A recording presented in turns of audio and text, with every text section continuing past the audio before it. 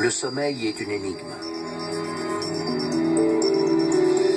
Les scientifiques ignorent toujours pourquoi et comment nous dormons. Aujourd'hui, grâce à des recherches révolutionnaires, nous allons pénétrer à l'intérieur du cerveau endormi et étudier les mécanismes d'une forme extrêmement rare et fatale d'insomnie. Le manque de sommeil peut être mortel, mais la science ignore encore pourquoi.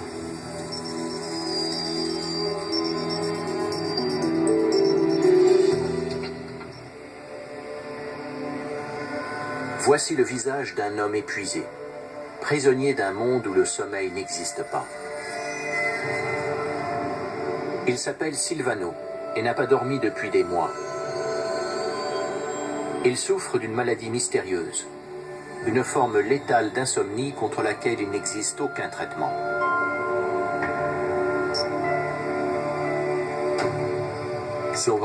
Silvano était un bel homme qui avait hérité de la chevelure rousse de son arrière-grand-mère.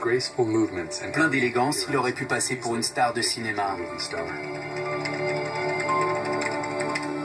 L'écrivain Daniel Max a découvert l'histoire de Silvano en 2001. Il est devenu incapable de faire la sieste alors qu'il avait toujours été un gros dormeur.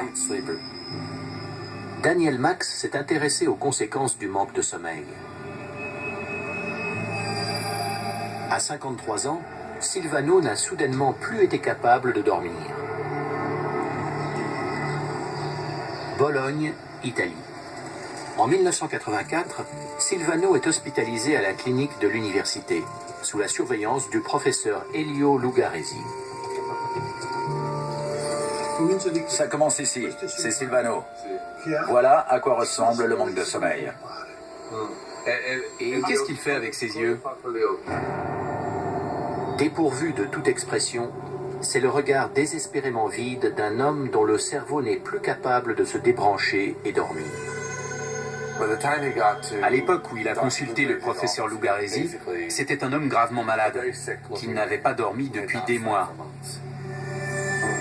Silvano a perdu tout sens de la coordination. À sa démarche hésitante, comment imaginer qu'il fut un danseur plein d'élégance? Son cerveau est tourmenté par des fragments de rêve, de brefs instants d'un sommeil profond désormais inaccessible. Il est sans arrêt agité de spasmes. On a enregistré son activité musculaire et au cours des derniers mois de la maladie, elle ne s'est jamais arrêtée. Ces images bouleversantes montrent un homme exténué, ni éveillé ni endormi. Un phénomène jusqu'alors inconnu. C'est une maladie terrible. Oui. J'ai tout de suite compris que nous étions face à quelque chose de nouveau. 4 mois plus tard, Silvano tombe dans le coma. Il meurt peu après. Il expédie le cerveau de Silvano outre-Atlantique au docteur Pierluigi Gambetti et lui demande de rechercher d'éventuelles lésions. On a tout regardé. On a consacré énormément de temps à l'examen de ce cerveau.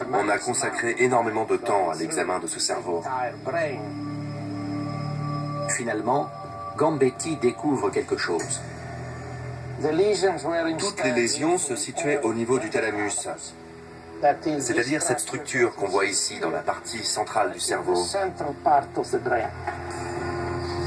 C'est une surprise de taille. Le thalamus relaie le flux d'informations qui sont envoyées au cortex. Mais les scientifiques ignoraient qu'il jouait aussi un rôle dans le sommeil. Au microscope, un thalamus sain regorge de neurones, les cellules nerveuses qui transmettent les signaux dans le cerveau.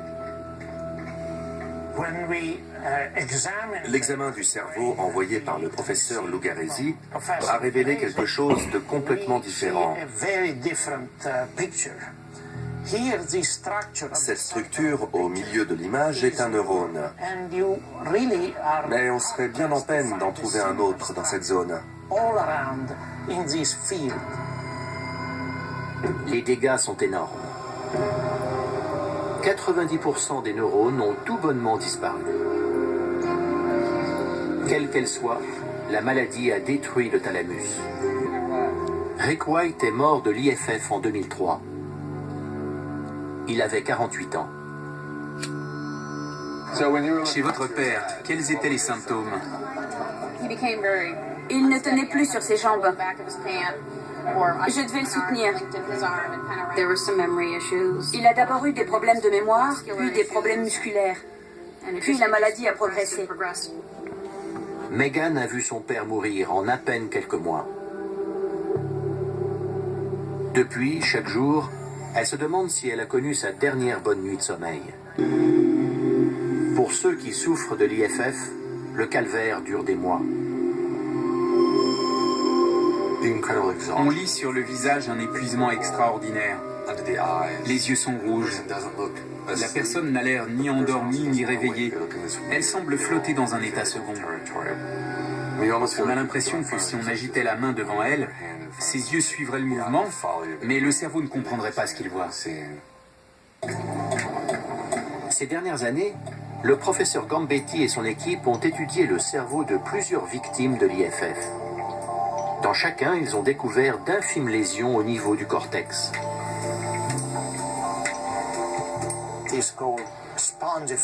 Cela s'appelle une dégénérescence spongiforme, à cause de la présence de trous minuscules dans le tissu cérébral, visibles uniquement au microscope. Cet aspect fait penser à une éponge. Le docteur Gambetti et le professeur Lugaresi tiennent enfin la preuve qu'ils cherchaient. De certaines protéines est modifiée. La caractéristique d'une protéine anormale de prion, c'est qu'elle est capable d'entrer en contact avec une protéine saine et de la convertir en lui donnant la même forme qu'elle.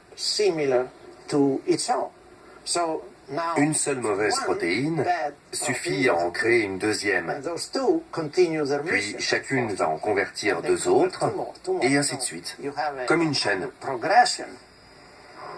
Dans le cas de l'IFF, une quantité infime de ces protéines anormales s'accumule dans le thalamus et bloque le cycle du sommeil.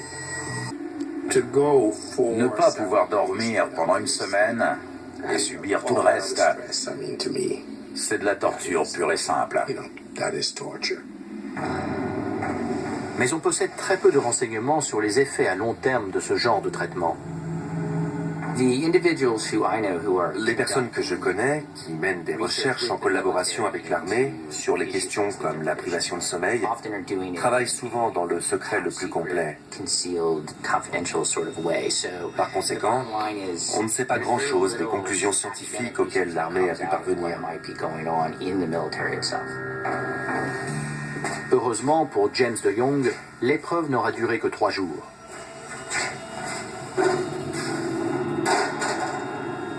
Après un laps de temps aussi court, le cerveau retrouve un métabolisme normal. Une bonne nuit de sommeil et tout revient dans l'ordre. Mais les personnes qui souffrent de l'IFF n'ont pas cette chance. Une fois que la maladie s'est déclarée, tout retour en arrière est impossible. Le jour où les scientifiques parviendront à résoudre les mystères du sommeil, ils parviendront peut-être aussi à mettre fin pour de bon à cette terrible maladie.